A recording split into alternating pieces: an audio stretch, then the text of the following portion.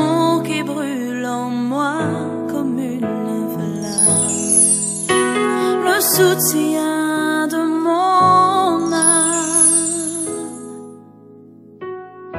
Seigneur, tu es la joie qui brille sur mon visage.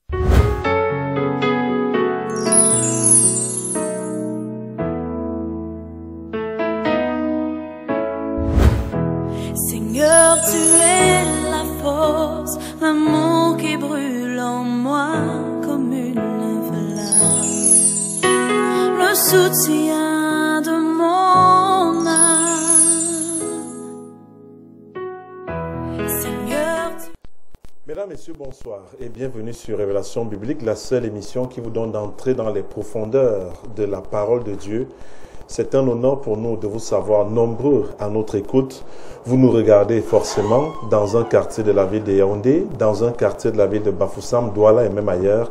Nous sommes très heureux de la confiance que vous nous renouvelez tous les jours en nous regardant et surtout en intervenant, en nous envoyant des SMS, en contribuant pour l'évolution de cette émission, Révélation Biblique. Ce jour, mesdames, messieurs, les historiens de la Bible savent autant que nous. Depuis Adam, Dieu est fâché contre les hommes. Alors Dieu prend une décision, celle d'exterminer la terre.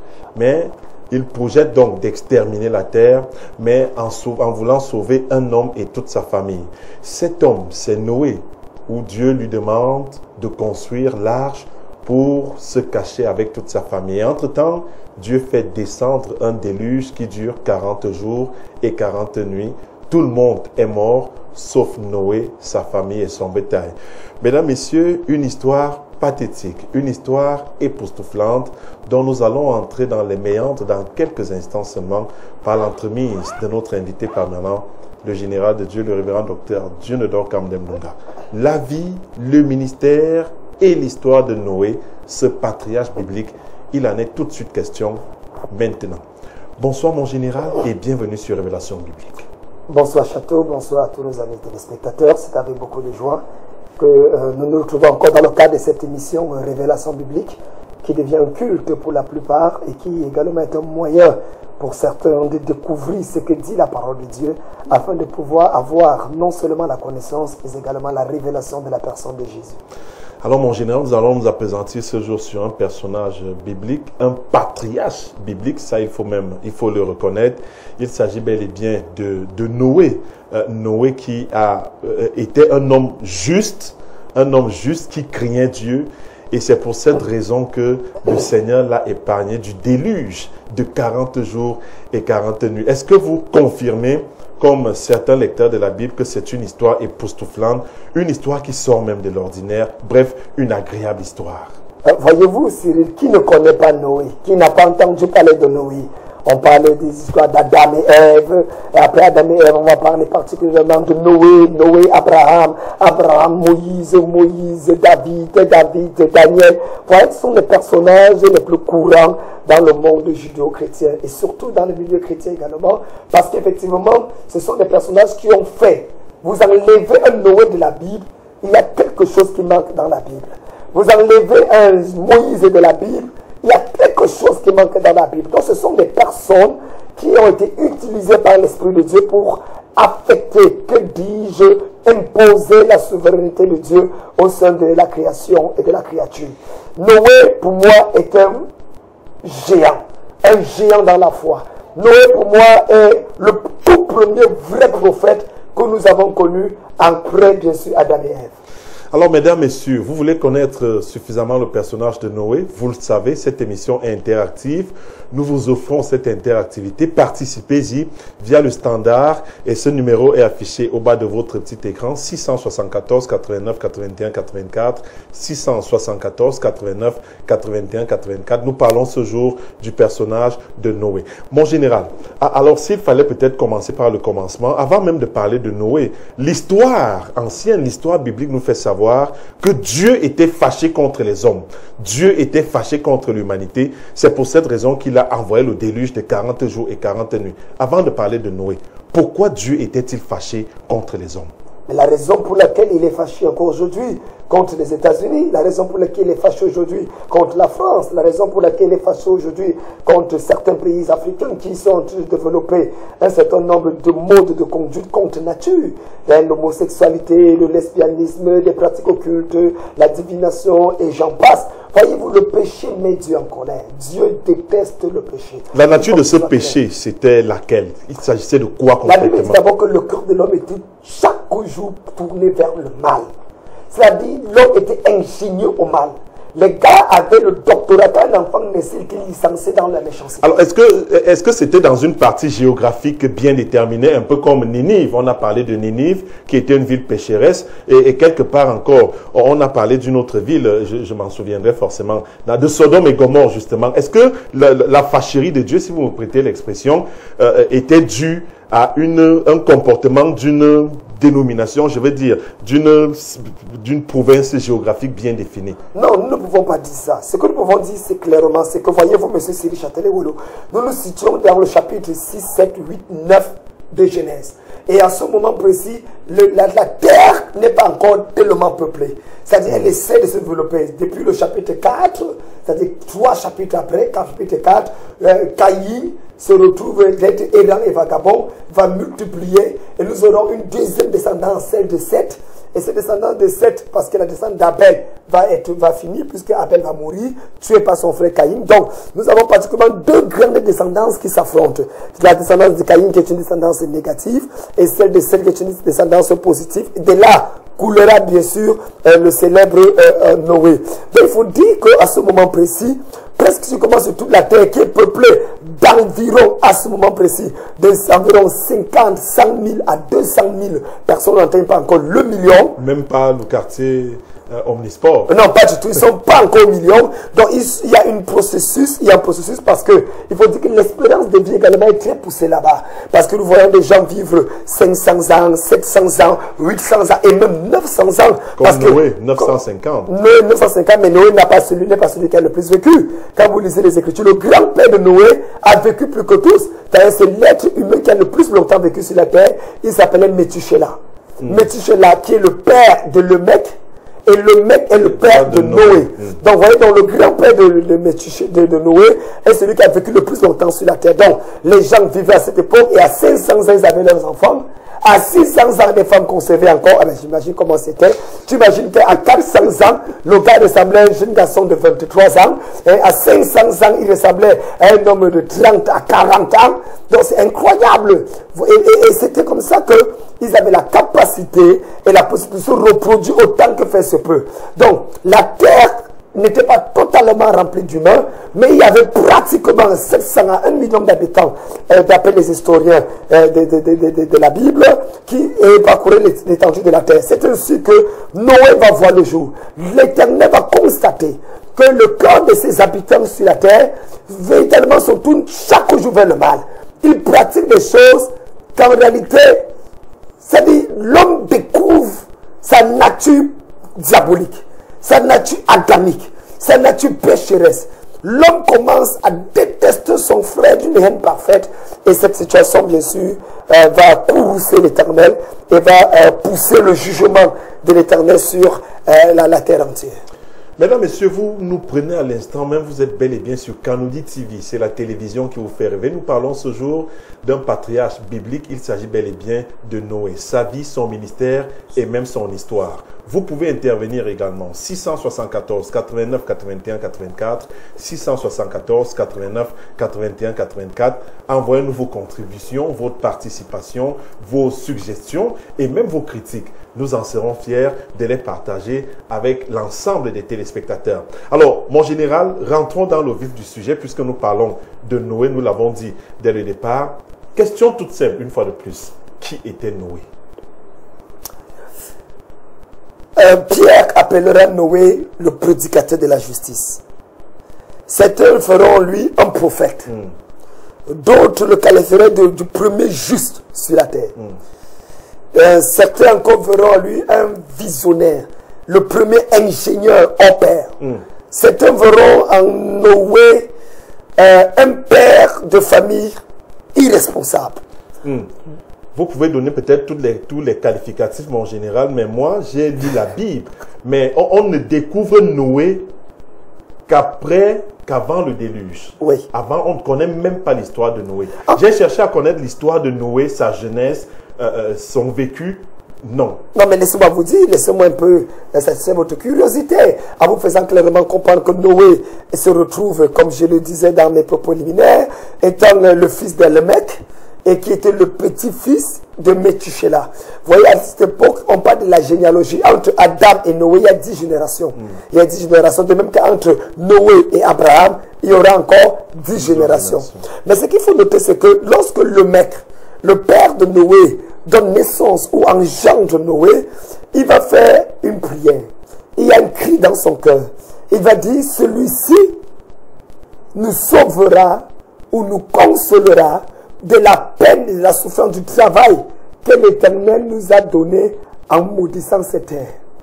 En réalité, Noé naît dans une dimension prophétique. Il vient comme la réponse à un besoin. Quel est ce besoin? La terre est maudite. Les gens travaillent dur, pénible. Les gens souffrent. Il y a une souffrance sur le visage de l'humain. Et on voit en Noé un prophète qui viendra consoler véritablement la nature humaine et restaurer, pourquoi pas, ce qu'ils avaient appris de leur arrière-grand-père avant la chute, à savoir Adam. Mais la question est celle de savoir pourquoi ce n'est qu'au moment du déluge qu'on découvre Noé. Parce que même Jésus, on l'a découvert à sa naissance. On a vu comment il a grandi, bien qu'il ait disparu un moment pour le découvrir lorsqu'il a 30 ans. Pourquoi ce n'est que lors du déluge qu'on découvre véritablement Noé?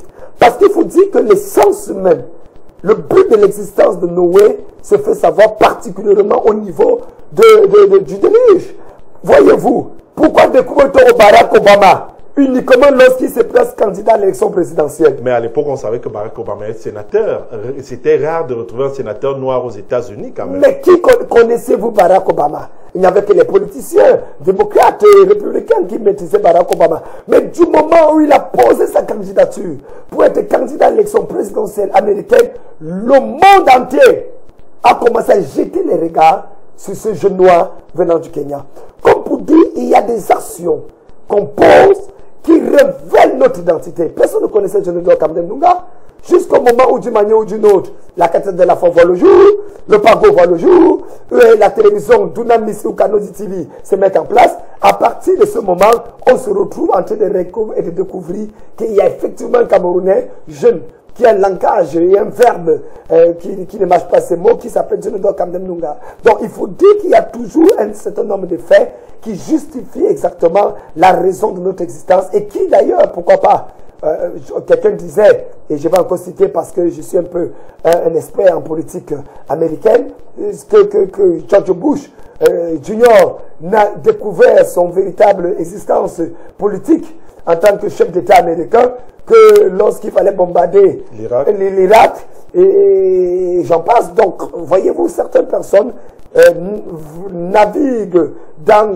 les sphères du temps et des circonstances pour trouver une existence et une raison à leur existence. Alors, mon général, il faut essayer de nous dire, c'est vrai que je vous ai interrompu il y a quelques instants, lorsque vous étiez en train de vouloir nous dire qui est véritablement Noé. Permettez-moi donc de ressurgir avec cette question, puisque vous avez bien commencé, je m'excuse de vous avoir interrompu.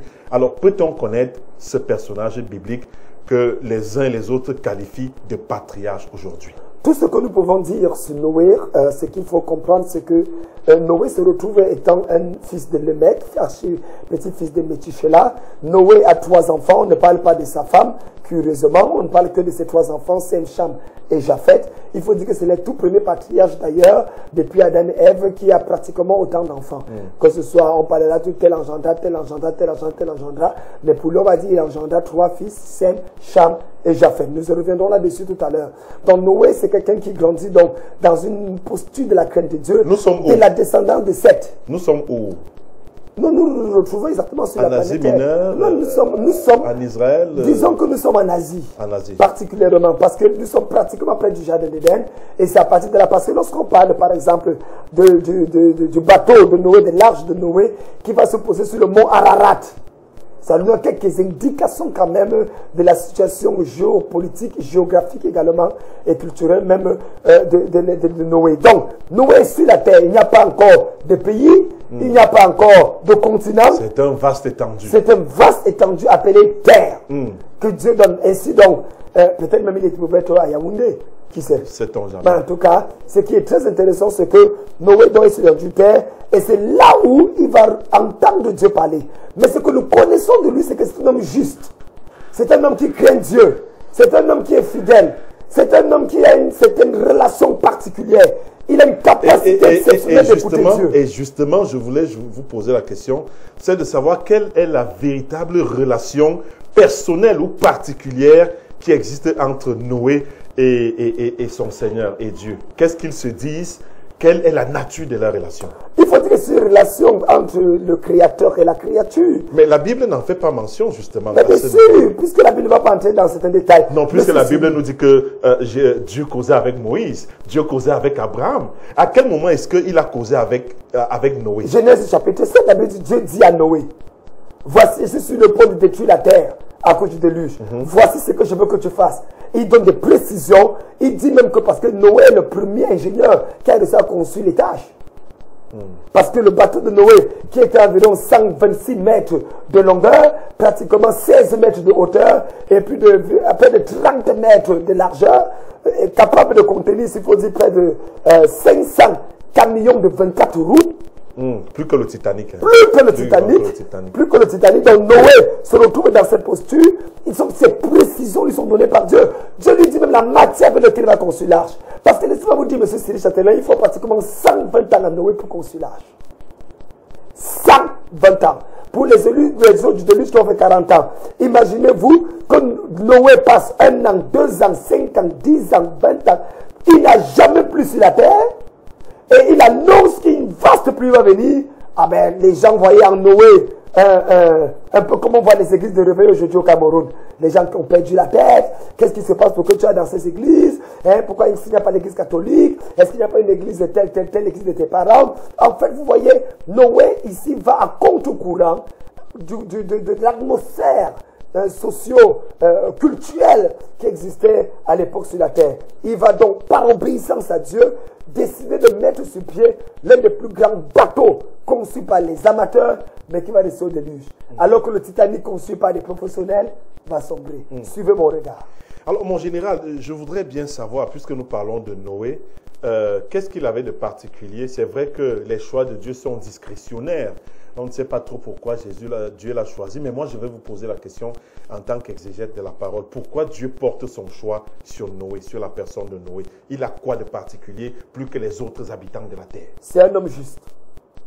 La Bible le dit clairement, pendant que les gens se tournaient vers le mal, pendant que les gens pratiquaient des relations contre nature, pendant que certaines personnes ne pensaient pas adorer Yahweh, Jéhovah, le Dieu créateur, Adonai ou El Shaddai, Noé, lui, il était pratiquement avec sa famille impliqué dans l'adoration du seul et vrai Dieu. Comme pour dire Cyril, on n'a pas besoin de pouvoir suivre la population pour être dans la vérité. Noé restait seul. On peut être seul dans un milieu corrompu et vivre l'intégrité. Noé est un prédicateur qui enseigne aujourd'hui qu'on ne peut être dans l'eau sans être mouillé. Que c'est possible, en tant que serviteur de Dieu, enfant de Dieu, de pratiquer la justice au milieu d'un monde injuste. On vous comprend parfaitement, mon général, mais la vérité, c'est qu'ils vivaient tous sur la même planète. Ils ne vivaient pas sur la planète Terre et les autres sur la planète Mars. Une manière pour moi de dire qu'il avait quand même des relations avec la population, ceux-là qui vivaient, n'est-ce pas, dans une vie de péché. Avec les hommes, quels étaient les rapports de Noé avec les hommes avec qui il vivait sur la face de la terre? Lorsque l'apôtre Pierre va parler de Noé et le présenter comme prédicateur de la justice, il est en train de pouvoir faire référence au fait que Noé passait son temps à avertir sa génération par rapport au jugement du déluge qui devait arriver. Mais les gens se moquaient. Les gens ne prenaient pas garde. Jésus lui-même en a fait mention. De même qu'au temps de Noé, les gens mangent, boivent, font ceci. Au temps de Sodome, comment les gens mangent, boivent et font ceci. Et ils ne prennent pas en considération le message qui se passe. Noé avait une relation. Noé était vu comme un fou. Monsieur Cyril Châtelain Wolo, il ne pleut pas. À peine il pleut dans votre nation, vous consacrez une arche. Et quel genre d'arche encore, s'il vous plaît? En disant qu'il va pleuvoir et ça va transporter l'arche. Mais pour la plupart, Noé était ridicule. Donc les relations étaient des relations pas très conviviales, mais Noé gardait la stature d'un prédicateur, de ministre de culte, d'un prophète de Dieu qui avait pour mission d'interpeller, d'avertir le plus grand nombre possible sur la venue soudaine et subite du déluge. Alors, Noé donc qui annonce, pourquoi est-ce que les gens ne croyaient pas à son message? Lui qui avait un message porteur, qu'est-ce qui faisait blocage à un moment donné? Mais la même raison pour laquelle les gens ne croient pas quand Jules Kamdem Nunga commence à prêcher et annonce aux gens que Jésus revient bientôt. La même raison pour laquelle les gens ne veulent pas abandonner les pratiques de la sorcellerie, de la magie. Les gens ont peut-être leur raison ici, mais pour le cas de Noé, qu'est-ce que la Bible nous dit à ce sujet? Pourquoi les gens ne croyaient pas à son message? Parce qu'ils ne pouvaient pas savoir qu'ils pouvaient avoir un déluge. Ils étaient douteux. Ils étaient douteux, ils étaient incrédules. Ils étaient logiques, ils étaient scientifiques. Exactement comme aujourd'hui, quand on dit Jésus revient bientôt. Les gens disent, mais depuis là, on n'a jamais vu le retour de Jésus. Qu'est-ce que vous nous racontez comme ça? Donc les gens étaient incrédules. L'athéisme avait pris le dessus. C'est sur cette base-là qu'effectivement, ils prenaient Noé pour quelqu'un qui a perdu la boule. Exactement. Mais cependant, on va voir que cela va arriver. Et d'ailleurs, le mal est tellement grave. Parce que vous avez parlé des circonstances qui caractérisent la venue. La Bible dit qu'à ce moment-là, je vais vous choquer. Les fils de Dieu avaient pris pour filles les filles des hommes. Et ils sont accouplés et ça donnait naissance à des géants. Et la Bible dit que ces géants furent fameux dans l'Antiquité.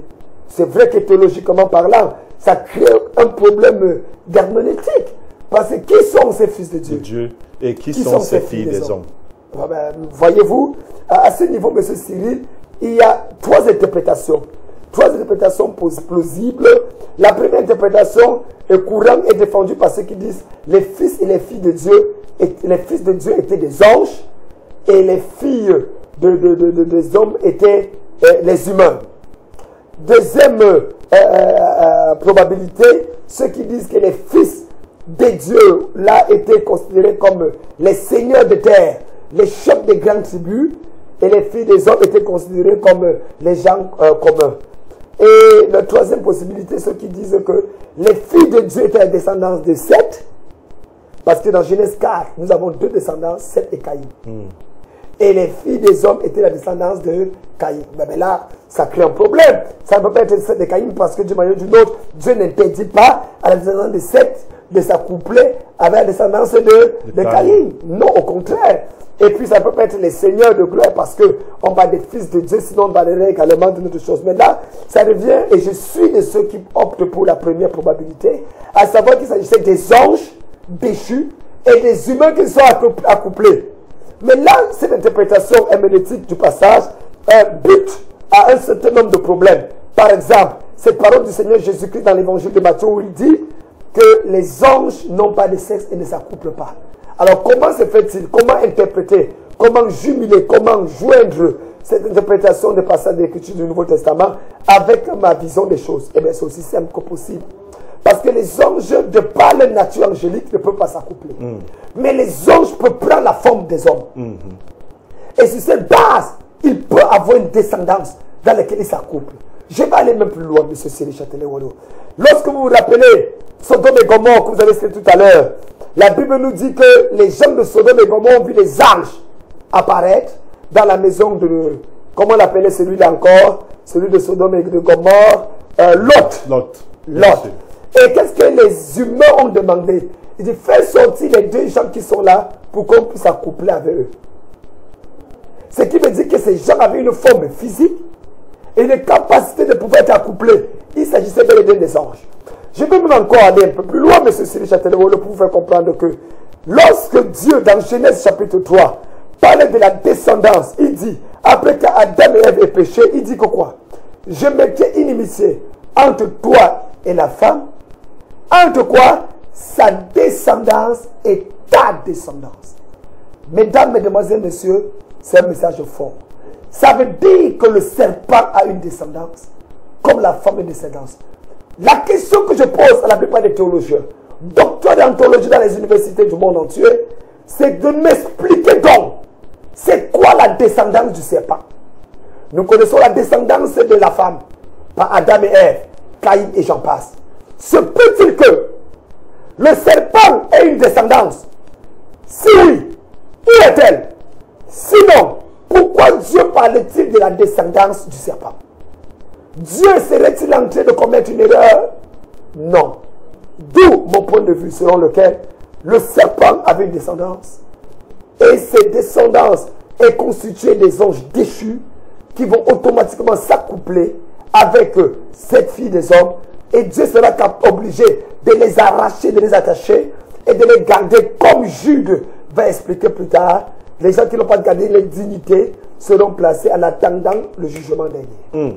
Mesdames, Messieurs, vous nous regardez et vous faites bien. Vos contributions restent attendues via le 674 89 81 84, 674 89 81 84. Nous parlons ce jour dans le cadre des révélations bibliques de l'histoire, de la vie et même du ministère de Noé, celui qui a survécu au déluge, le déluge qui a décimé toute une population, sauf justement Noé et sa famille. Mon général, parlons donc de la construction de l'arche. Moi j'aimerais savoir une question qui taraude souvent mon esprit.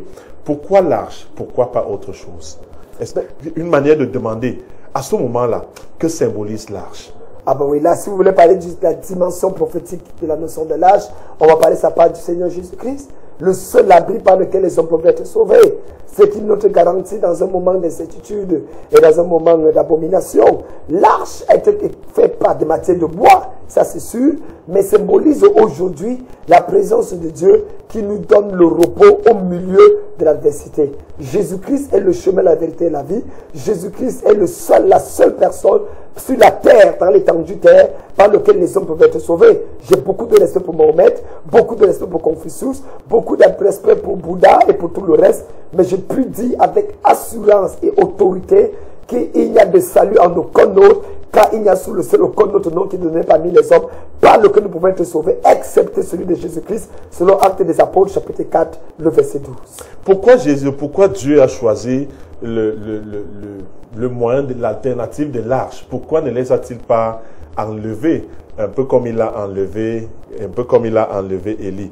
Il aurait pu les enlever et puis détruire la terre, la surface de la terre comme il avait fait. Pourquoi a-t-il choisi l'alternative de l'arche que de les enlever comme il a enlevé Élie?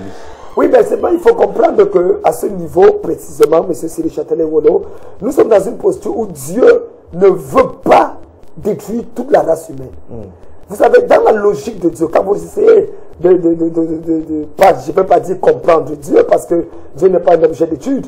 Quand vous arrivez à un niveau où vous essayez de saisir ou de saisir la personne de notre Seigneur, vous allez comprendre que Dieu a toujours la politique d'un reste. Il a toujours la politique d'un reste à partir duquel il manifeste sa grâce, il manifeste sa présence, il manifeste sa puissance. Même en Israël, il y a toujours la logique du reste. À travers, il y a toujours la logique du reste. Donc je reste convaincu, M. Cyril Châtelet-Wolo, que Dieu, dans cette posture, veut sauver des gens. Et il y a 8. Le chiffre 8 dans la Bible parle d'un nouveau commencement. Vous savez, Noé, sa femme, ça fait 2, ses 3 fils. Ça fait 5, et les 3 autres fils, ça fait 8. Donc 8 personnes étaient sauvées qui avaient des eaux, ce qui était signe prophétique. 8, c'est le chiffre d'un nouveau commencement. Dieu veut recommencer la création avec Noé et sa famille. Mais à côté de cela, il dit que ta femme, tes enfants et le bétail également. Une manière de dire que le Seigneur a une grande considération pour le bétail. À ce niveau, Dieu se retrouve être zoologiste, dans la mesure où il a une affection particulière pour les animaux que lui, il a créés, et qu'il a vu que c'était bon. Que ce soit les animaux, les oiseaux, pour les animaux impurs, c'était 1, 1, 1, pour les animaux purs, c'était 7 par catégorie. Et ça, c'est très important de le noter, parce que Dieu, à ce niveau, exige pratiquement la pureté, et veut s'assurer que la terre soit pure. Il nettoie la terre afin de commencer quelque chose de nouveau. Alors, est-ce qu'on peut avoir, puisque nous sommes dans le cadre de relations bibliques, mon général, est-ce qu'on peut avoir les caractéristiques de ce bateau, de cette arche-là, ses dimensions, sa taille, le nombre d'années même qu'on a utilisé pour le concevoir, et combien de personnes l'ont conçu? Est-ce Noé seul, ou alors il avait bénéficié d'autres mains? Je voudrais vous dire, le bateau tel que décrit exactement M. Cyril Châtelet-Wolo avait 137 mètres de longueur. 137 mètres de longueur. 137 mètres. 100. Je crois pas qu'il y ait une maison comme ça. Il avait 26 mètres de largeur. 26 mètres. Et 16 mètres de hauteur. C'était constitué à 3 niveaux. Nous avions 3 niveaux et Dieu avait permis à chacun de placer. Il y avait assez d'espace pour vivre et assez de nourriture pour vivre là-bas pendant au moins 10 ans. Il s'était préparé. Ah, mais il s'était préparé. Pourquoi? Il a passé 120 ans à se préparer à construire l'arche. L'arche n'a pas été conçue du tic au tac. C'est 120 années. Conçu par qui?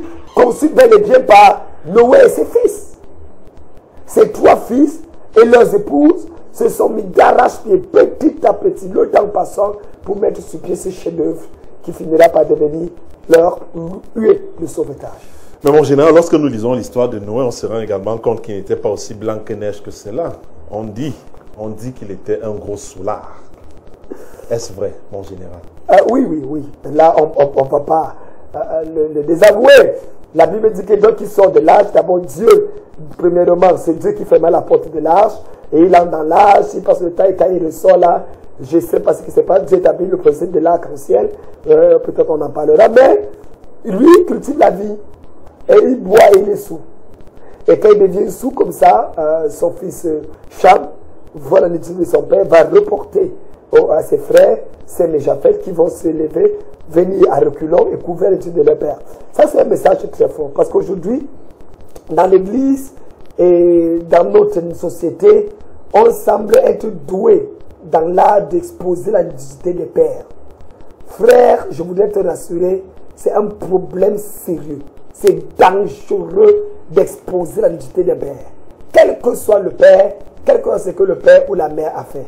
C'est pour ça qu'il est très important de pouvoir se repositionner dans un élan de crainte de Dieu.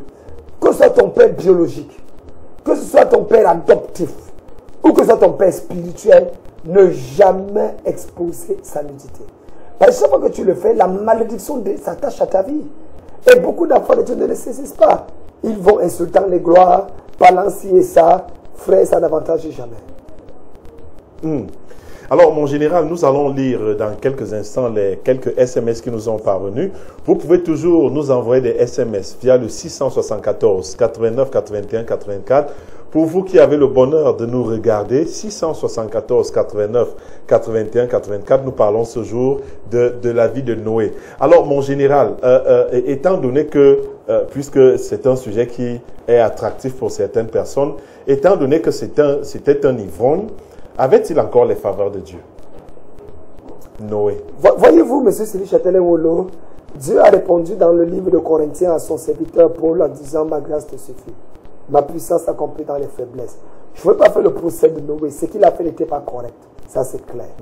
Mais une chose est sûre, c'est que ça n'a pas enlevé la faveur de Dieu sur Noé. Mais au contraire, c'est Cham qui a subi. Parce que au lieu de maudire, parce qu'il m'a posé la question. Voilà Noé qui pêche, Dieu ne lui fait rien. Cham voit la nudité et il maudit Cham et Dieu agit. Mais pourquoi Dieu n'a pas maudit, pourquoi Noé n'a pas maudit Cham? Il a plus maudit Canaan. C'est Cham qui a vu la nudité, mais Noé maudit le fils de Cham, Canaan. Pourquoi? Ah ben, monsieur Sylvie Châtelain-Wolo, il faut comprendre les Écritures pour vous rendre compte qu'effectivement, dans le principe du fonctionnement paternité, dans la dimension de la paternité scripturaire, Dieu ne punira jamais son propre fils, mais pour punir le fils, punira le fils du fils. Je prends un exemple. Lorsque Noé se met à Cham commet un péché contre son père, si Noé maudit Cham, c'est la preuve que Noé a échoué dans l'élévation, dans, comment on dit quelqu'un mal élevé ou il est bien élevé, dans l'éducation de son propre fils. Donc, en maudissant son propre fils, il se maudit lui-même. Parce que pour bénir quelqu'un, on bénit son fils. Or, en maudissant le fils de Cham... Est-ce que c'est scientifique? Je vais vous expliquer. À supposer que Cham n'ait pas d'enfant. C'est biblique d'abord. N'est pas d'enfant. La question n'est pas d'abord c'est scientifique, parce que ce n'est pas tout ce qui est scientifique qui est bon. On arrive là-dessus. Deuxièmement, Noé va maudire Japheth pour dire ton père Cham a échoué. Au-delà de ça, nous allons aller même plus loin. Au niveau de Japheth, nous avons une situation particulière dans laquelle nous voyons par exemple David. David pêche contre Dieu. Quand David pêche contre Dieu, la Bible dit, non pas David s'il vous plaît, j'ai une distraction comme ça avec l'entrée de ma soeur qui entre là, je ne sais pas pourquoi, mais ce que je voudrais quand même soulever, c'est que nous sommes dans une posture dans laquelle Salomon pêche contre Dieu. Et l'Éternel dit à Salomon, à cause de David, je ne te punirai pas. Mais je punirai ton fils à cause de ton péché. Parce que si l'Éternel punit Salomon, c'est la preuve que David a échoué. Mais en punissant Roboam, fils de Salomon, et en détruisant le royaume de ses mains, il prouve que Salomon a échoué. Est-ce que vous êtes en train de dire, mon général, que si le Seigneur veut vous punir aujourd'hui, il punira plutôt vos enfants? C'est comme ça que ça se passe? Exactement. Pour prouver, non. C'est que Cyril Châtelain-Wolo, c'est pour ça que dans la sorcellerie, si quelqu'un a quelque chose contre toi, il va attaquer ton enfant. Parce qu'en faisant souffrir ton enfant, il te fait souffrir. Bien sûr. Mesdames, messieurs, vous regardez Révélation biblique, c'est sur Dunamis Kanodi TV, c'est la télévision qui vous fait rêver. Et nous sommes d'ailleurs très heureux de ce que vous soyez nombreux à nous regarder, à nous écouter également. Vous nous envoyez vos SMS via le 674 89 81 84, 674 89 81 84. Nous parlons ce jour de la vie, du ministère et bien sûr de l'histoire de Noé. Dans quelques instants, nous allons lire les SMS, mais permettez que nous posions encore une ou deux questions au général de Dieu avant d'entrer dans la rubrique des SMS. Mon général, le bateau en question, puisque vous dites que c'était un mastodonte qui a été construit par Noé. Noé Enterprise. Voilà, par Noé Enterprise, c'est encore mieux de le dire comme ça. Alors, lui, il avait quoi de particulier ce bateau? Contrairement aux grands bateaux modernes que nous voyons aujourd'hui. Il ne pouvait pas se noyer. C'est même là la question. Parce qu'on a vu des bateaux se noyer dans l'eau, on a vu des avions se noyer dans l'eau, des hommes se noyer dans l'eau. Mais lui, son bateau, malgré ce déluge, n'a pas pu être noyé. Qu'est-ce qu'il y avait d'extraordinaire dans ce bateau? Monsieur Cyril Châtelain-Wolo, il faut dire que la chose extraordinaire, la chose surnaturelle qu'il y avait dans ce bateau, c'était la présence de Dieu. La présence de Dieu tout court. Genèse 7, verset 1. En anglais, l'Éternel dit à Noé, et ça c'est très intéressant parce que quand je l'ai lu, ce passage en anglais, où il est dit clairement, où Dieu dit par exemple à Noé, then the Lord said to Noah, come into the ark. Viens entrer dans le bateau. Il ne dit pas go into the ark. Va dans le bateau. Mais il dit viens. Ah ben c'est très fort. En étudiant ça dans le thème hébreu, vous allez comprendre que quand je dis si je suis dans la maison, j'ai dit à monsieur Cyril Châtelain, viens. Quand je te dis viens, ça veut dire que je suis déjà là. Mais si je te dis va, ça veut dire, à la maison, ça veut dire que je ne suis pas là. Pas encore là. Alors, quand Dieu dit à Noé, viens dans le bateau, entre dans le bateau, c'est parce qu'il lui est déjà dans le bateau. Donc, ce qui a maintenu le bateau de Noé, l'arche de Noé, au-dessus de tout coulage, si vous permettez l'expression, c'est bel et bien la présence de Dieu. Ce n'est pas une question de sophistication, de l'industrialisation, de la technoscience qui a été développée pour le bâtissement de cet arc, mais il s'agit d'une présence manifeste de Dieu. Et je voudrais dire, le Titanic a sombré malgré sa haute technologie parce qu'il n'y avait pas Dieu à l'intérieur. C'était un processus mondain. C'était une célébration du culte de la mondanité et Dieu n'était pas là. Comme quoi, M. Cyril Châtelain-Wolo, lorsque Dieu est dans une vie, quels que soient les vents et les marées, cette vie va traverser. Mais si Dieu n'est pas là, quelle que soit votre expertise, votre calcul, vous allez sombrer. Alors, mon général, la terre a donc sombré, l'humanité est morte, les gens sont morts. Quelle a été la suite des relations avec Dieu? Noé a-t-il continué à être fidèle à Dieu? Quelle a été la fin de Noé? La Bible dit que Noé, après de lui, j'ai vécu pratiquement encore de 300 et poussières d'années. Donc, il a vécu 950 ans d'âge. Et c'est à 500 ans que le déluge a commencé. Donc, vous vous rendez compte que Noé a passé certainement vu ses fils, les fils de ses fils et les fils des fils de ses fils. Il est resté fidèle au Seigneur. Fidèle au Seigneur jusqu'à la fin de sa vie. Et ce sont ses enfants, Sem, Cham et Japheth, qui vont prendre Sem, qui va symboliser la descendance européenne, Japheth qui va aller peut-être avec la descendance asiatique, et du côté des Africains, Cham qui symbolisera notre descendance africaine. Mon général, avant de vous laisser partir, nous avons reçu quelques SMS de nos fidèles téléspectateurs et nous sommes d'ailleurs très heureux de répercuter leurs préoccupations. Le premier SMS nous fait savoir: salut à vous, mon général, et aussi à monsieur le journaliste. J'aimerais vraiment et sincèrement que le général déclare devant tous les téléspectateurs. Le message n'est pas allé jusqu'à son terme. C'est parce qu'il voulait que le général déclare: pourquoi aujourd'hui les hommes n'arrivent plus à cette espérance de vie de nos pères? Très bonne question. Voyez-vous, après la chute, l'Éternel va faire deux choses. Numéro un, après le déluge, autant pour moi, il va d'abord promettre ne plus jamais détruire la terre par les eaux du déluge. Numéro un. Dieu va s'assurer que plus jamais il y ait déluge. Plus tard, d'ailleurs, dans 1 Pierre chapitre 3, il va détruire la terre par les éléments embrasés par le feu, non pas par la terre, par les eaux. Numéro 2, Dieu va réduire l'intensité de vie. Plus les gens vivent longtemps, plus ils sont méchants. Dieu préfère. Avez-vous remarqué que les sorciers du village sont toujours les vieillards? Effectivement. C'est rare de voir les jeunes sorciers. Bien sûr. C'est vrai que de plus en plus, mais aujourd'hui, les jeunes, oui. Ces jeunes-là, ils s'introduisent. Bon, mais la majorité, c'est les vieillards. C'est les vieillards. Tu vas dans un village, il n'y a plus de jeunes. Tous les jeunes ont fui. Ce sont les vieux qui sont restés là, qui dirigent et qui font toutes choses. Donc, vu la méchanceté du cœur de l'homme, Dieu réduit à 120 ans leur espérance de vie. Et plus tard, sous Moïse, à 80 ans. Donc, je pense que à ce niveau, nous ne vivons plus longtemps à cause de la méchanceté de notre cœur. Merci pour tout château. Et pourquoi Kanoudi et pour Kanoudi qui nous fait rêver, on attend votre chaîne aussi à Maroua, car il implore Dieu pour la guerre contre Boko Haram. Salut au général, car il est très beau. Je veux savoir qui a couvert la nudité de Noé quand le peuple l'a... Il a dit la nudité de Moïse. Je ne sais pas si je pense qu'il voulait dire Noé. Je voudrais savoir qui a couvert la nudité de Noé quand le peuple l'a irrité. Armel, très bonne question. Oui, bon, on peut répondre à 200, que ce soit Moïse ou Noé. Pour Noé, c'est Japheth et Sem, les deux fils qui ont couvert la nudité de leur père. À reculons, sans voir. Donc, ne jamais voir la nudité de ton père, même s'il est dans l'erreur.